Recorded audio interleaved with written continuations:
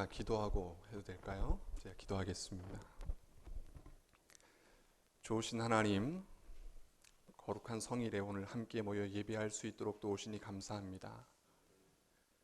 우리는 죄인이라 눈이 어둡고 귀가 어두워 주님을 보지 못하고 듣지 못하나 하나님의 그 크신 사랑으로 먼저 우리에게 다가오셔서 우리의 눈을 여시고 우리의 귀를 열어 들려주시며 보여주시기를 원하시는 하나님, 오늘 그 하나님을 대면하고자 합니다. 친히 말씀하실 때 듣게 하여 주옵소서. 주님 오늘 현현하실 때 보게 하여 주옵소서. 영의 눈을 열고 영의 귀를 열고 마음을 열어 오늘 주님과 대면할 때에 경험되는 하나님, 이 시간 그 하나님을 붙잡을 수 있도록 도와 주옵소서. 부족한 종을 세우셨습니다. 그러나 인간된 모든 모습 주님의 십자가 뒤에 감춰주시고 오직 주님 쓰시겠다 약속하신 기계와 나팔수된 자로서 오늘도 세우신 사명만 잘 감당할 수 있도록 인도해 주옵소서. 모든 전폭을 주님께 의지하오며 예수님 이름으로 기도합니다. 아멘. 반갑습니다. 네, 오늘 교회 처음 와서 제가 가장 많이 들었던 말이 어머 어떻게 저렇게 젊은 교수님이 오셨대 였습니다. 감사합니다. 왜냐하면 교회에 이렇게 와야 그런 소리를 들어요. 학교를 가면 그런 소리를 못 들어요. 다 20대 초반 아이들과 함께 생활을 하다 보니까 그래서 오늘 예 이렇게 멋쩍어하면서 인사했지만 속으로는 너무 좋았습니다. 왜냐하면 제가 건늙어 가지고 머리가 아버님을 닮아서 이게 금방 쉬는데 보는 사람들마다 머리 한번 보고 얼굴 보고 머리 한번 보고 얼굴 보고 이렇게 헷갈려 합니다. 아무튼 오늘 존경하는 우리 선배님 그리고 또 사랑하는 성도님들과 함께 예배하게 돼서 너무 감사하고요. 또 오늘 예배가 또 임원 헌신 예배라고 예배라고 이렇게 얘기를 들었어요. 그래서 임원은 어떻게 살아야 되는지 뭐 이런 자세한 얘기가 아니라 그 마음에 대한 이야기를 좀 같이 해보려고 합니다.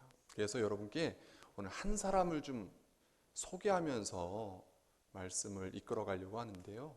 그 사람이 오늘 성경 본문의 주인공입니다. 누군지 혹시 짐작하시겠어요? 욥입니다. 욥. 그렇죠? 욥. 자, 혹시 성경 갖고 계신가요? 자, 성경 욥기서 1장을 좀 찾아주세요. 바로 그 앞에 있는 것이죠. 오늘 본문 1장으로 좀 가서 좀 찾아주세요. 구약 성경 761면이네요. 자, 1절부터 3절을 좀 같이 여기도 뜨는군요. 네, 아유 감사합니다. 자, 천천히 1절부터 3절까지를 좀 같이 읽겠습니다. 시작. 우스 땅에 욥이라 불리는 사람이 있었는데 그 사람은 온전하고 정직하여 하나님을 경외하며 악에서 떠난 자더라. 그에게 아들 7과 딸 3이 태어나니라. 그의 소유물은 양이 7,000마리요 낙타가 3,000마리요 소가 500결이요 암나귀가 500마리이며 종도 많이 있었으니 이 사람은 동방 사람 중에 가장 훌륭한 자라. 아멘. 자, 여기를 가만히 보세요. 욥을 4가지로 그의 삶에 대해 평가하고 있어요. 1절에 나오죠. 첫째, 욥은 온전했대요. 온전. 온전이라는 말의 의미가 뭘까요? 온전. 우리도 많이 쓰는 용어잖아요. 온전다, 온전하다 이런 말.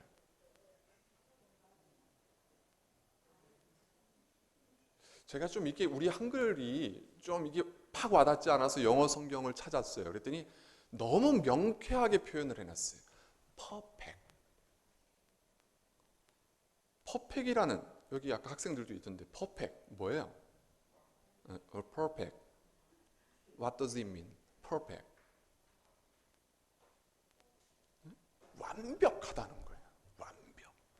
조금의 빈틈도 없고 여지도 없이 그 자체로 완전하다. 이런 의미예요. 어떻게 사람에게 이런 표현을 쓰죠? 그래서 좀 벌써 요백이 한 수 지고 들어갔습니다. 근데 두 번째 뭐라고 평가하고 있죠? 그는 정직하대요. 오늘 이 교회에서 아까 위에 차 마시면서 우리 저기 앉아있는 저 친구들이 오늘 정직한 표현을 썼어요. 공부가 싫대요. 공부가 싫대요. 정직한 거죠. 그래서 제가 목사님께 그렇죠. 공부가 재밌는 사람이 어디 있어요? 그렇게 말했어요. 정직한 거예요. 그렇죠? 자, 그런데 영어 성경에 보니까 upright, 곧다는 거예요. 자, 우리는 상황에 따라서 이렇게도 말하고 저렇게도 말하잖아요. 그렇죠? 그렇죠? 왜 소위 이런 표현도 쓰죠? 거짓말은 거짓말인데 이게 악한 의도의 거짓말이 아니라는 그 선의의 거짓말이라는 표현도 쓰잖아요. 그렇죠? 자, 이 말이 뭐죠? 상황에 지배를 받는다는 거예요. 우스갯소리지만 오해하지 마세요. 우스갯소리지만 제가 이렇게 멀리 수원에 사는데 멀리 부산까지 간다 그러니까 저희 아이들과 집사람이 이제 좀 떨어져 있다 만나야 되잖아요. 그래서 이제 이렇게 나오면서 문 앞에서 잘 갔다 와, 잘하고 와 이러면서 저한테 여보 오늘 나 이쁘지? 갈등이 생기더라고요. 지금 이 상황에서 여보 나 이쁘지? 라는 말이 나와야 되나? 근데 제가 뭐라 하냐면 이뻐.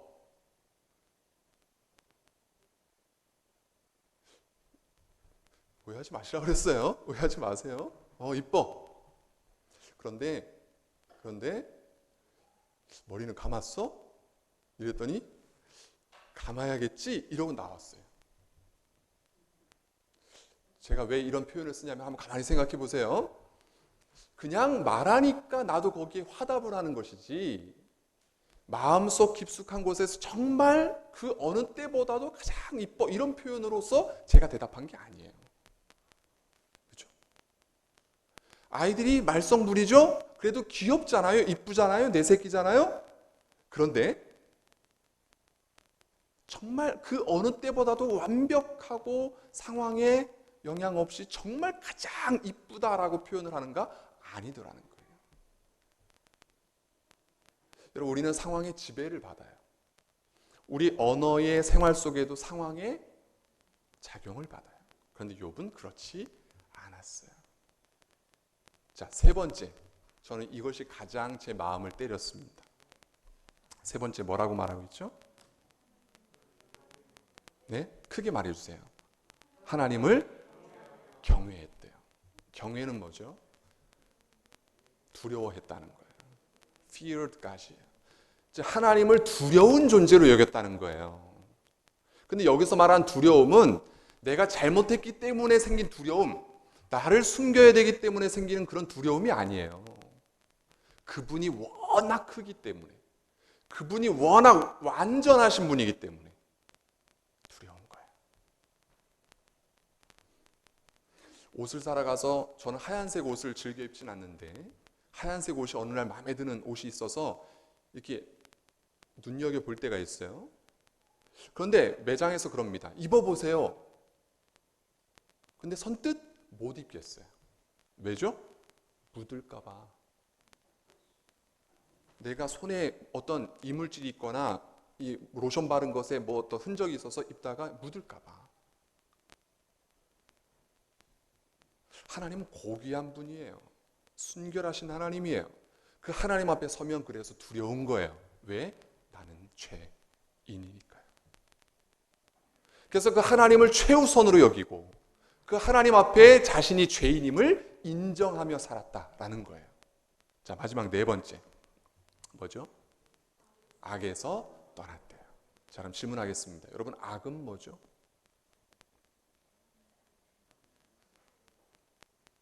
쟤는 와서 자꾸 질문을 해. 그냥 얘기하지. 제가 알려드릴게요. 자, 따라해 보실래요? 악은 하나님으로부터 멀어지는 것. 뭐라고요? 예, 구약적 사관, 즉 구약이 말하는 악이라는 것은 하나님으로부터 멀어지는 모든 것을 악이라고 표현하고 있어요. 그럼 무슨 말일까요? 악에서 떠났다니까 그는 하나님을 향하여 사는 자였다라는 얘기입니다. 자, 이제 마지막으로 질문할게요. 여러분, 네 가지로 표현했어요. 그는 온전하고 정직하며 하나님을 경외하며 악에서 떠났대요. 이렇게 완벽한 사람이 어디 있어? 자, 오늘 우리의 신앙의 모습에 한번 견주어 봅시다. 여러분, 온전하십니까? 정직하십니까? 하나님을 경외하십니까? 악에서 떠나 계십니까?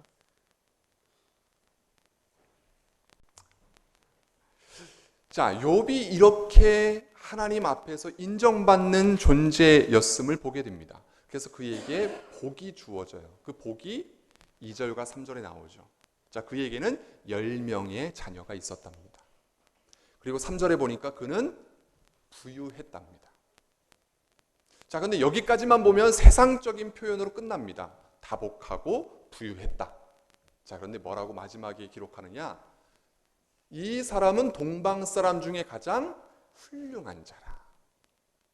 자, 제가 정리해 볼게요. 1절부터 3절까지의 내용에서 욥을 어떻게 성경은 표현하고 있는 것이냐? 첫째, 그는 하나님께 인정받는 자였다라는 겁니다.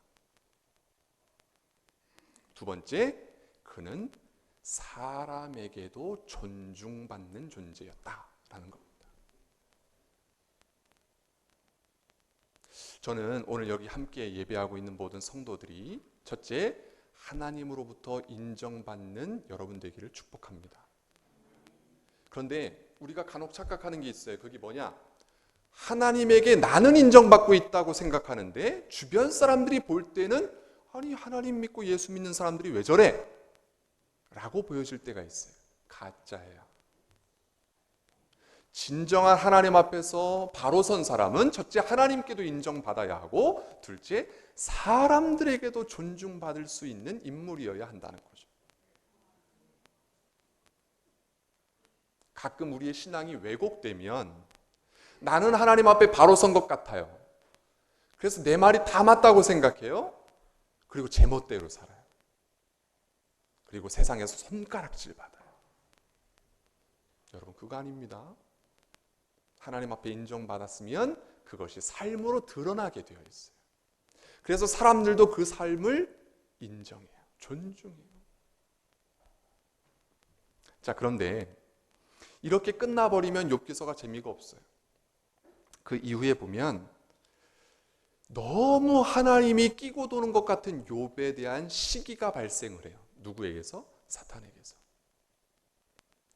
그래서 하나님께 참소를 해요. 10절 초반에 보니까 9절 10절 보니까 욥이 어찌 까닭없이 하나님을 경외하리이까? 어떤 이유가 있으니까 하나님을 경외하는 것이지 그냥 하나님을 경외하는 것은 아닙니다. 하나님이 너무 그를 챙기고 너무 편애하시니까 그런 것 아닙니까? 이렇게 보고 있는 거예요. 10절에 나오죠. 주께서 그와 그의 집과 그의 모든 소유물을 복되게 하시고 지켜주시고 계시기 때문입니다. 자, 그러니까 이제 주의 손을 펴서 그의 모든 소유물을 한번 쳐보십시오. 지금 뭐 하라는 거예요? 시험해 보라는 거예요. 그러면 분명 주를 향해 욕할 겁니다. 라고 갈등을 일으킵니다. 자, 이때 이 사탄의 참소에 대해서 하나님이 용납을 해요. 소유물을 너에게 맡겨주겠다. 즉 사탄 손에 맡겨주겠다는 거예요. 마음대로 해보라. 단 하나는 손대지 말라. 그게 뭐죠? 생명에는 손대지 말라. 자, 바로 이런 계략 때문에 며칠 사이에 스밧 사람과 갈대아 사람에게 그의 모든 재산을 다 약탈당해요. 종들까지도 다 약탈당해요. 소유를 다 잃었어요. 그 많던 소유를 다 잃었어요. 자, 그리고 7남 3녀라고 그랬죠. 10명의 자녀가 있었어요. 근데 큰 광풍을 만나요. 뭐 요즘 말로 말하면 태풍 같은 거예요. 만나요. 그래서 그들이 집이 무너져 압사되어 다 죽어요. 자, 그리고 한 걸음 더 나아가서 자기 몸에도 병이 생겨요. 종기가 일어서 기왓장으로 팍팍 긁어도 시원하지 않는 그런 몸 상태가 돼요. 자, 그런데 마지막 결정타를 그의 와이프, 아내가 날립니다. 가장 옆에서 위로가 되어 주어야 하고 의지가 되어 주어야 하고 함께 해보자 해야 할 그때 뭐라고 말하냐? 당신이 그래도 자기의 온전함을 굳게 지키겠느냐? 무슨 말이에요? 자, 상황이 이 모양 이 꼴인데 그래도 당신 하나님을 신뢰할 것이냐? 차라리 하나님을 욕하고 죽어라. 이렇게 말합니다. 참 절망 아닙니까? 제가 강원도 영월 북면 마차감리교회에서 6년 6개월을 목회를 하고 학교로 들어갔어요. 물론 그 이전에도 담임 목회 기간이 한 12년 정도를 하고 학교로 들어갔는데 마차라는 곳에서 6년 6개월을 담임 목회를 하고 들어갔어요. 마차 혹시 아십니까? 이 타고 다니는 마차 말고 동네 마차. 잘 모르시죠? 이렇게 하면 금방 검색이 돼요. 대한민국 최초의 탄광이 있던 지역입니다. 그리고 가장 먼저 폐광한 지역이기도 해요. 그 조그만 시골 동네에 그 당시 15,000명 정도가 살아서 사람들이 걸으면 어깨가 부딪힐 정도의 동네였대요. 제천 시내에는 목욕탕이 없어도 마차에는 대중 목욕탕이 있었어요. 영화관이 있었어요. 그런 동네였어요. 제가 그 동네, 근데 폐광이 되고 다 떠나고 이제 조그만 동네가 됐죠. 거기서 목회를 하는데 권사님 가정이 권사님 가정이 하나 있었어요. 고권사님입니다. 고권사님. 그에게는 아들 셋과 딸 한 명이 있어요. 총 4명의 자녀가 있어요. 그런데 어느 날 첫째 아들을 데리고 영월 의료원 병원에 가서 검사를 해보더니 40대 중반 된 아들인데 뭔가 이상하게 보인다고 큰 병원 가라고 그랬어요. 지표값에 뭔가 이상한 게 보였나 봐요. 혈액 검사했는데 서울 큰 병원에 대학병원에 가서 검사를 했는데 림프종암인 거예요. 그런데 항암 치료를 바로 입원을 해서 항암 치료를 하는데 쇼크가 왔어요. 그리고 보니까 항암 치료를 보호자들이 엄마가 원해서 시작은 했지만 이미 손 쓸 수 없는 상태까지 이미 다 전이가 된 상태였어요. 그래도 해보자. 그래서 항암 투여를 했는데 쇼크가 왔어요. 그래서 병원에 입원한다고 그래서 그런가 보다. 근데 바로 갈 수 없는 상황이라서 성도들과 한 3, 4일 후에 같이 신방을 가려고 이제 이렇게 광고를 했는데 오늘 이제 가려고 그런 날이에요. 근데 새벽 기도 때 이제 가려고 준비를 하고 마치고서 다시 우리 9시까지 교회로 모이세요라고 했는데 중간에 연락이 오는 거예요. 그 권사님한테. 왜 그러냐니까 위독하다는 거예요. 알았다고 얼른 더 빨리 연락해서 빨리 올라가겠다고. 차를 몰고 올라가고 있는데 다시 전화가 왔어요. 목사님 차 돌리세요. 저희 내려갑니다. 아, 왜요? 가망이 없대요? 이미 사망했습니다. 그래서 어떡합니까? 제가 목회자로서 할 일이 무엇인가를 생각하면서 바로 장례 준비를 했죠. 장례를 치렀습니다. 자, 그로부터 딱 1년이 지나요. 딱 1년. 어느 날 전화가 와요. 권사님한테. 목사님 기도해 주세요. 왜요? 저희 병원 가요. 왜요 또? 둘째 아들이 아파요. 또 왜 그런데요? 알았어요. 저랑 같이 가요. 그래서 이번엔 같이 올라갔어요.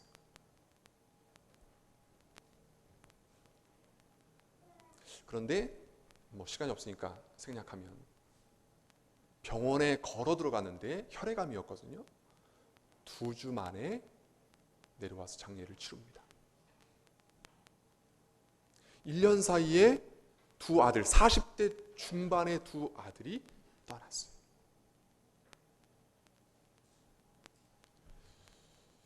그리고 6개월 후에 또 전화가 옵니다. 울면서 전화가 와요. 목사님, 아무래도 이상해. 우리 집에 이상해. 왜요? 막내가 딸인데요. 30대 후반입니다. 딸이 또 암이래. 근데 제가 이 얘기를 듣는데 손이 벌벌 떨리는 거 이렇게 전화 받으면서. 그게 뭐래요?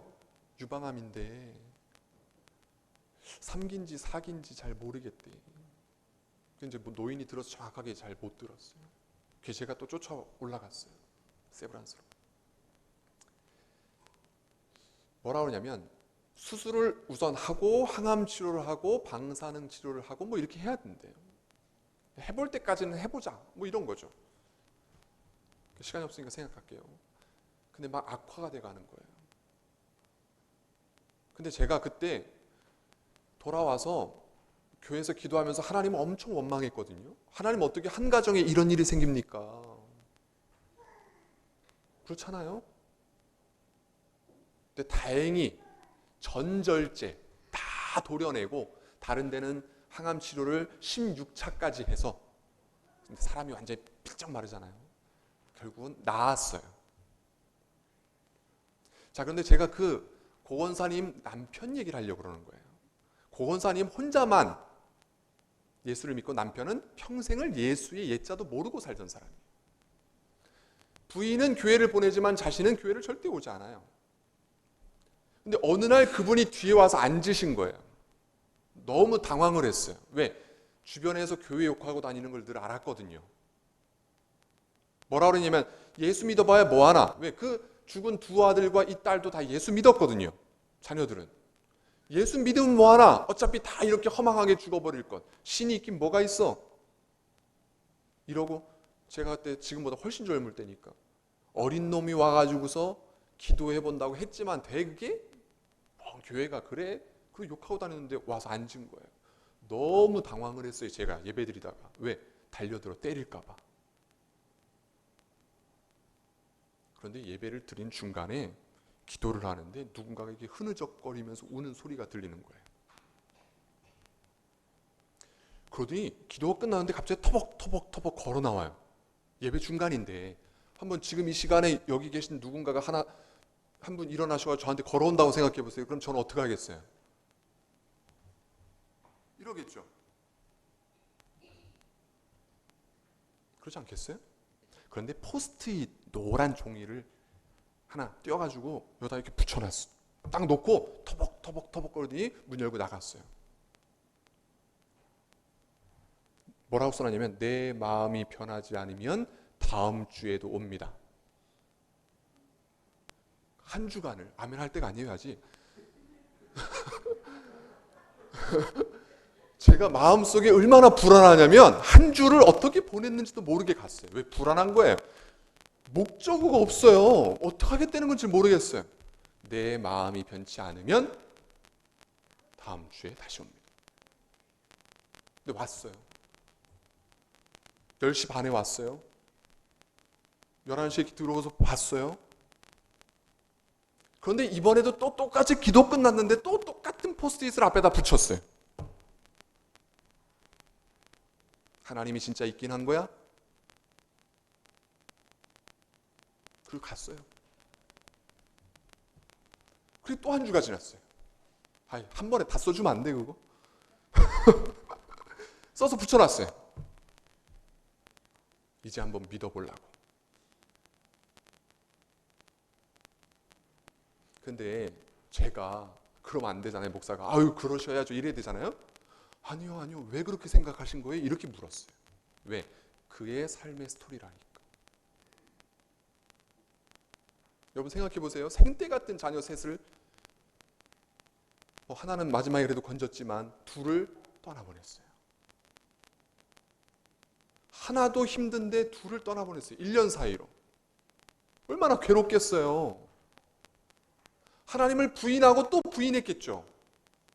그런데 무엇이 그를 감동시켜서 그 앞에 왔는가? 잘 기억하십시오. 여러분, 지금 이 시간도 아무 음성이 들리지 않는 것 같고 아무런 감각이 없는 것 같이 느껴질지라도 하나님은 이 시간 여러분을 만지고 계시고 하나님은 지금 여러분을 향해 말씀하고 계십니다. 여러분의 삶의 상황이 앞뒤가 꽉 막힌 것 같은 혹시 어려움을 겪고 계세요? 여기도 혹시 아픈 분이나 혹은 사업의 부도나 이런 일들이 있으세요? 지금 욥이라는 사람은 지금 여기서 제가 이야기한 고통보다 더 큰 고통 아니겠어요? 자, 그런데 이때 그 사람이 심영섭 씨인데, 그 사람은 남편이 심영섭 씨가 와서 도대체 무엇이 그 사람을 변화시켰는가 하고 봤더니 어느 날 갑자기 와이프가 들고 다니는 성경책이 있길래 한번 딱 펼쳤는데 그게 빌립보서가 나왔대요. 그게 뭔지도 모르니까 그냥 눈에 보이는 대로 읽은 거예요. 근데 이거였어요. 제가 노래로 한번 불러볼게요. 아무것도 염려하지 말고 오직 모든 일에 기도와 간구로. 아세요? 이 구절 아시죠? 너희 구할 것을 감사함으로 하나님께 아뢰라. 딱 보인 거예요. 기도가 뭔지 모르니까 하늘을 쳐다봤대요. 왜? 앞뒤가 너무 꽉 막힌 것 같아서. 그리고 느껴졌대요. 그게 뭐냐? 아, 나를 위로하려는 분이 있구나. 여러분 보세요. 욥도 이런 상황 가운데 인생의 마지막 뒷구녕까지 밀린 것 같은 상황 속에 누군가가 찾아와요. 누구냐? 친구들이에요. 오늘 여기 임원 헌신 예배라고 그랬죠. 여러분, 임원들에게 권면합니다. 모든 성도들에게 권면합니다. 임원의 역할은 다른 게 아닙니다. 힘들어하는 곳에, 낙심해 있는 곳에, 괴로워하는 자가 있는 곳에, 고민이 있는 곳에 여러분이 찾아가는 거예요. 그 자리가 어디든 상관없어요. 지금 내 옆에 있는 사람이 그런 상황 속에 있을 수 있어요. 내 앞에 있는 사람이 혹은 내 주변의 이웃이 그런 상황에 놓여 있을 수 있어요. 그에게 다가가서 그의 소리에 귀를 기울여 주고 그와 이야기하는 거예요. 자, 먼저 엘리바스라는 사람이 욥에게 말합니다. 내 하나님이 너의 자랑이 아니냐? 너의 소망이 내 온전한 길이 아니더냐? 무슨 말이에요? 지금까지 욥, 너는 하나님을 경외하는 것이 너 인생의 자랑이었잖아. 그래서 너에게 있었던 소망이라는 것은 너가 매일 방향으로 설정해 놓았던 목적이었잖아. 그러면서 이렇게 말해요. 5장 8절에 보니까 나라면, 자, 엘리바스가 욥에게 말하는 거예요. 나라면 하나님을 찾겠고 내 일을 하나님께 의탁하리라. 여러분, 아무것도 안 될 때, 내가 내 힘과 능으로 해서 잘 안 될 때 뭔가를 더 하려고 노력하기에 앞서 한번 가만히 서서 오늘 이 엘리바스의 권면에 귀를 기울여 보세요. 나라면 하나님을 찾겠고 내 일을 하나님께 의탁하겠다. 임원 여러분, 그리고 성도 여러분, 오늘 엘리바스를 통해서 욥에게 말씀하시는 하나님이 오늘 저를 통해 여러분에게 말씀하시는 하나님이 이렇게 권면하고 있는 거예요. 어려움 속에서 하나님을 찾고 하나님께 의탁하라 라는 거예요. 하나님을 찾으세요. 여러분의 걷는 모든 길들이 순탄할 것 같죠? 여기 저보다 더 많은 인생의 연륜을 사신 대부분의 분들 순탄하셨습니까? 그렇지 않죠? 이런 노래도 있어요. 심심하니까 노래 불러드리고 가려고요. 이런 노래가 있어요. 보세요. 내가 걷는 이 길이 구보도는 수가 있어도 그런 길이 많잖아요, 그렇죠? 근데 내 심장이 울렁이고, 왜? 너무 괴로우니까. 가슴 아파도 내 마음 속으로 여전히 그럼에도 불구하고 기뻐하는 까닭은 하나님은 실수하지 않으심일세. 하나님은 실수하지 않아요. 내가 볼 때 그것이 실수처럼 보일 뿐이에요. 그리고 내가 세운 계획이 혹 빗나갈 줄 모르며 나의 희망 덧없이 무너질 수 있지만, 그 다음에 아세요? 나 여전히 기뻐하시는 주님을 신뢰하는 까닭은 바로 이것 때문이에요. 우리도 그렇게 고백해야 돼요. 주께서 내가 가야 할 길을 잘 아심일세. 여러분, 하나님은 실수하지 않습니다.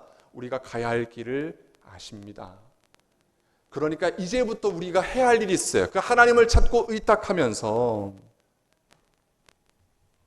이제는 소발의 권면에 귀를 기울일 필요가 있는 거죠. 그게 오늘 본문 초두에 보면, 만일 내가 마음을 바로 정하고 주를 향하여 손을 들 때, 자 보세요. 하나님을 찾고 의탁하라고 그랬어요. 그리고 해야 할 일이 있다고 소발에게 권면해요. 그게 뭐예요? 주를 향해 손을 들라는 거예요. 여러분, 기도할 때 우리도 가끔 손을 들죠? 손을 든다는 것은 어느 때 쓰는 표현이죠? 항복하는 거예요. 전쟁터에서 혹은 경찰이, 제가 미국에서 잠깐 있었는데, 경찰이 뒤에서 freeze, 총을 쏘겠다고 경계를 하면 가만히 멈춰 있거나 손을 머리 위로 들고 있어야 돼. 왜? 나는 지금 공격할 수 있는 힘과 능력이 아무것도 없다는 것을 자백해야 되는 거예요. 여러분, 하나님을 찾고 하나님을 의탁했다면 그분의 강하심을 봤을 거예요. 그분의 능력을 알게 될 거예요. 그러면 우리가 해야 할 일은 뭐죠? 내 능력은 아무것도 아니었고 하나님의 능력이 절대적이라는 것을 인정해야 돼요. 그래서 주를 향하여 손을 들라는 거예요. 자, 그리고 해야 할 일이 있어요. 그게 뭐냐? 내 손에 죄악이 있거든 멀리 버려라. 여전히 하나님이 아닌 다른 것을 붙잡고 있었던 것이 있다면 버려라. 불이 하나님으로 향하여 걷지 못하던 너의 삶의 방향이 있다면 버려라. 너의 거처에 그것이 있게 하지 말라라는 거죠. 자, 그러면 어떻게 되느냐? 짧게 세 가지를 이야기하고 마무리하려고 합니다. 첫째, 환난을 지나가게 하십니다. 그게 오늘 본문에서 이야기하고 있죠. 자, 16절을 좀 같이 한번 읽어주실래요? 16절 시작. 곧 내 환난을 잊을 것이라. 내가 기억할지라도 물이 흘러감 같을 것입니다. 자, 기억해 보세요. 하나님을 향하여 손을 높이 들고, 하나님, 난 할 수 없습니다. 이제 내가 하는 게 아닙니다. 난 하나님을 붙잡겠습니다. 그러면 내 앞에 놓여있던 환난이 지나가는 거예요. 어떻게 지나가느냐? 물이 흘러감 같이 지나가는 거예요. 여러분, 강에서, 바다에서 물이 흘러간 자리는 흔적을 남기지 않습니다. 지나가는 겁니다. 나는 여러분의 삶의 자리에 환난의 흔적이 사라지고 모든 환난이 물이 흘러간 같이 흘러가기를 주의 이름으로 축복합니다. 인생의 역경이 흘러가기를 바랍니다. 다 지나가는 거예요. 지나가요. 여러분, 저도 병원에 3년 있었습니다. 여기 아까 목사님 아들이 트럼펫 불었다는데 저는 클라리넷이라는 악기를 불었어요. 클라리넷. 근데 체형과 체질상 그리고 이 건강 기능상 악기를 열심히 불면 안 되는데 잘못 제가 선택을 했죠. 악기를 부는데 악기에 미쳤어요. 어느 정도 미쳤냐? 뭐 물론 그렇게 대부분이 연습하지만 하루에 6, 7시간씩 꼭 불었어요. 리드 악기인데 리드를 물고서 이렇게 연주를 하면 리드가 떨리면서 나는데 하도 물어서 여기가 터져서 피가 이렇게 흘릴 때까지 연습을 했어요. 근데 그렇게 하다 보니까 이런 데는 뭐 금방 회복이 되는데 폐가 찢어졌어요. 그래서 병원에 들어가서 호수 받고 피 빼고 공기 빼고 찢어진 부위가 처음에는 심하지 않아서 다시 아물 때까지 기다렸어요. 산소호흡기 꽂고 중환자실에서 한 달, 나와서 한 달 이렇게 회복돼서 나왔어요. 근데 병원에서 뭐라고 그랬냐면 그 과장님이 손 장로님이었어요. 또 특히 그 손 장로님이 뭐라 하냐면 권군 악기를 포기해야 되겠네. 폐가 그 당시 너는 50대 정도의 상태인 것 같아. 불면 안 돼. 그랬어요. 그래서 뭐 그냥 그런가 보다. 나와서 어떻게 생각했느냐. 한 달 정도만 잘 쉬면 낫겠지 생각을 했어요. 그래서 한 달 동안 좋다는 것 먹고 천천히 걸으면서 운동하고 그래서 회복이 됐어요. 이제 갸տն해졌어요. 그래서 넣어놨던 악기를 다시 꺼내서 또 불었어요. 따라따따라빠라빠빠라빠라빠빠 불었어요. 괜찮더라고요. 그래서 열심히 또 불었어요. 한 이틀 지났는데 옆구리를 누가 발로 빵 걷어차는 느낌이 나요. 그 뒤에 숨이 차기 시작해요. 왜 폐가 쪼그라들고 있는 거예요. 그래가지고 택시 불러서 다시 병원 들어가서 옆구리 또 째고 호수 받고 산소호흡기 꽂고 다시 누워있다가 회복해서 나왔어요. 손장로님이 저한테 이제 가깝다고 이제 목사 아들이라고 막 욕해가면서 절대로 너 그러면 안 된다고 죽는다고 악기 버리라고. 그래서 알았다고 그러고 나와서 한 2달 쉬면 괜찮겠지 하고 쉬었어요. 괜찮겠지. 2달 쉬니까 또 몸이 건강해졌어요. 다시 또 꺼내서 불었어요. 열심히 불었어요. 괜찮더라고요. 일주일이 지났는데요. 부는데 또 등을 누가 이렇게 걷어차는 것 같은 느낌이 또 나길래 이제 느껴지더라고요. 3번째 되니까. 아, 찢어졌구나. 택시 불러가지고 다시 병원에 들어갔는데 이번엔 너무 심하게 찢어져서 폐를 좀 도려내야 되는 수술을 해야 되는데 여기서 못한대요. 제가 청주에 있었는데 서울로 옮겨야 되겠다고. 그래서 그 이동하는 그 앰뷸런스에 타서 아버님은 강원도에서 목회를 하고 있으니까 아버지 보고 서울로 오라 그러고 저는 청주에서 앰뷸런스 타고 올라가고 이래가지고 서울에서 만났습니다. 응급실에서 만났어요. 그리고 긴급 수술을 결정하고 폐를 위에 달덩이 모양, 초승달 모양으로 이렇게 도려내는 수술을 했어요. 그러고 나서 여차여차해서 이제 목회자의 길을 걷게 됐습니다. 학교를 졸업했어요. 그리고 개척을 했어요. 뭐 돈이 있어요. 그래서 상가 이름도 안 까먹어요. 청풍명월이라는 호프집이었는 그 2층 그거를 뜯어내고 도배하고 휘장 걸고 그리고 십자가 하나 만들어서 걸고 그리고 예배를 드렸습니다. 아무도 없어요. 그때 결혼도 안 했어요. 혼자 예배 드리는 거예요. 걔도 형식은 다 갖췄어요. 혼자 나가서 찬송가도 부르고 설교도 하고 축도는 못하죠. 그때 주기도문도 하고 다 했어요. 할 거 다 했어요.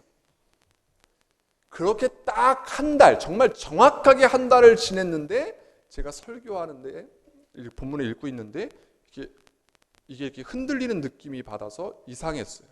그래도 꾹 참고 있는데 점점 숨이 가빠오면서 또 옆구리를 누가 찌르는 것 같은 느낌이 나는 거예요. 그래서 마무리하고 병원에 응급실로 갔죠. 그랬더니 좀 아까는 이제 왼쪽 폐 얘기한 건데 오른쪽 폐가 또 문제가 생긴 거예요. 과로를 해서. 이해가 안 가시죠? 근데 너무 폐가 잘 찢어지고 구멍이 나는 구조로 망가져서 의학용 빼빠, 이게 흉터내는 것과 화학약품을 가지고 폐를 늘려서 여기다 이렇게 붙여놨습니다. 왜? 또 터지면 긴장성 기흉이 돼서 심장을 밀어 심정지가 올까 봐. 그래서 이렇게 움직이면 여기 이렇게 느껴집니다. 뭔가 뻣뻣함이 느껴집니다. 생각해 보세요. 악기를 포기할 때도 절망이었어요. 다 얘기 못해서 그렇지. 근데 그걸 다 버리고 목회하겠다라고 돌아서서 정말 최선을 다했어요. 제 자랑 하나 할까요? 제 교수죠. 이거는 자랑거리가 아니에요. 저한테 자랑거리는 뭐냐면 제가 악기 분으라고 열심히 공부를 못했거든요. 그런데 패 터지고 마지막 고3 1년 동안 죽어라고 열심히 해서 대학은 갔어요. 근데 뭐 거의 꼴찌로 들어갔겠죠. 그런데 들어가서 한 번도 1등을 놓쳐본 적이 없어요. 수석 졸업했어요. 놀래지도 않네, 이 동네는. 수석 졸업했어요. 아니, 박수 치지 마세요. 박수 칠 일은 아니에요. 제가 왜 그랬냐면, 그래, 기왕 하는 목회 제대로 해보자, 열심히 해보자. 그래서 남들 안 할 때, 남들 뭐 미팅 갈 때 책 보고 도서관 가고 그랬어요. 그렇게 하고 정말 누구보다도 열심히 해보겠다고 교회를 개척하고 아무도 없지만 한 달 동안 박수 쳐 혼자 쳐가면서 예배 드리는데 폐가 찢어진 거예요. 얼마나 절망이었는지 몰라요. 그때는 내가 잘못 길에 들어섰나라고 생각을 했어요. 그런데 아니었어요. 돌이켜보니까, 지금 여기에서 생각해보니까 하나님은 그 환난을 견디게 하시고 결국 나를 다듬어 하나님의 일에 세우셨어요. 사랑하는 성도 여러분, 용기를 잃지 마십시오. 하나님은 여러분의 환난을 지나가게 하십니다. 자, 그리고 두 번째, 주께서 우리에게 희망이 있게 하십니다. 희망은 뭐죠? 희망은 뭐죠? 언제 희망이 있으세요? 될 것 같은 기대감이 있을 때 희망이 있는 거죠. 그렇죠? 자, 하나님이 살아계심을 믿으십니까? 하나님이 일하심을 믿으십니까? 하나님이 지금도 역사하신다는 사실을 인정하십니까? 그 사실을 인정한다면 여러분에게 희망이 있는 거예요. 지금의 상황은 안 될 것 같아도 하나님이 하시기 때문에. 자, 그리고 세 번째는 두루 살펴보고 평안히 쉬면서 하나님이 나의 참된 인도자가 되어 주신다고 말합니다. 자, 욥기서, 이건 하나만 찾고 마무리를 할게요. 욥기서 23장 10절 한번 보시겠어요? 욥기서 23장 10절.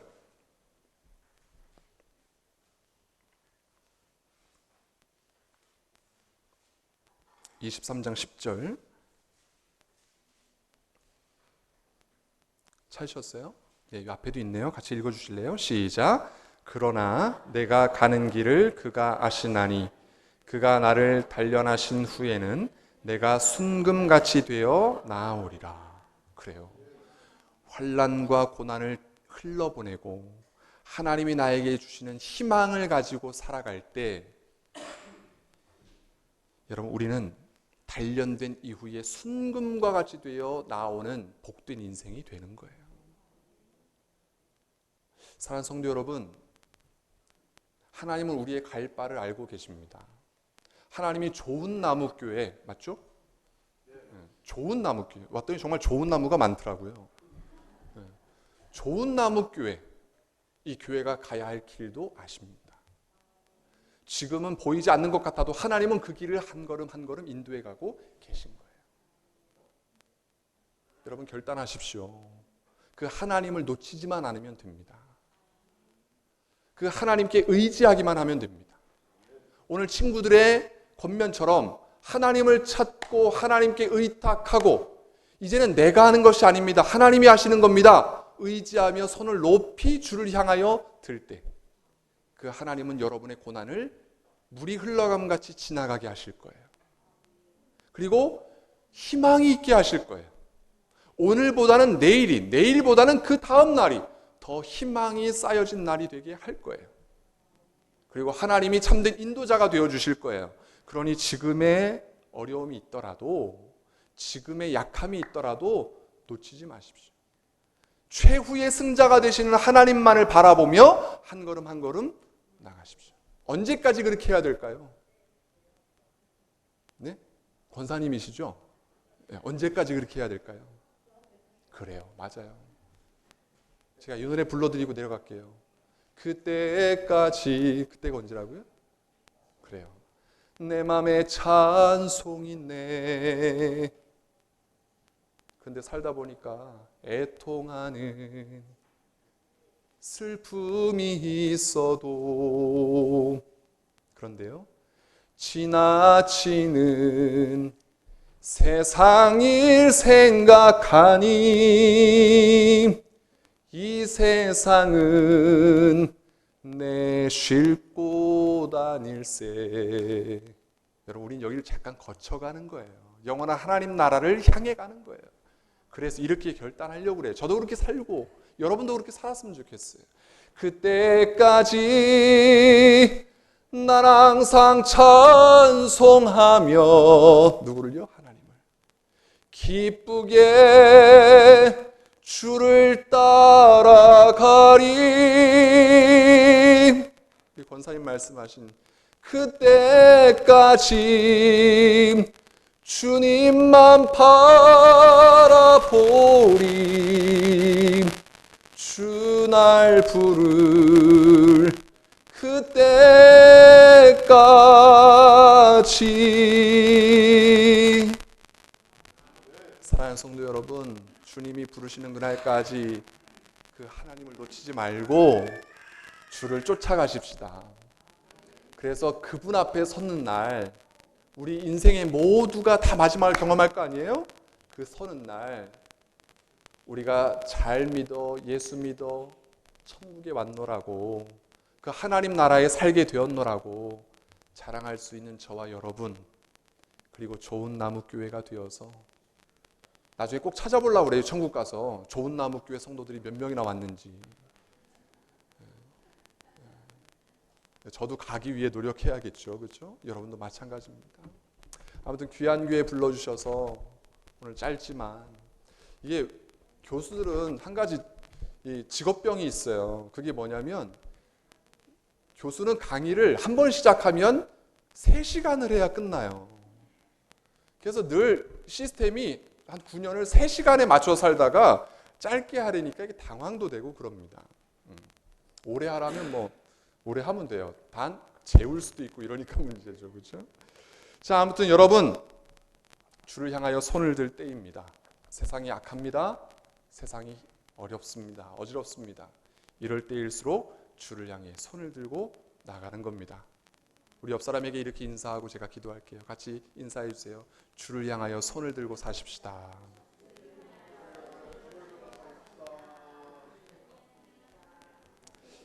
기도할게요.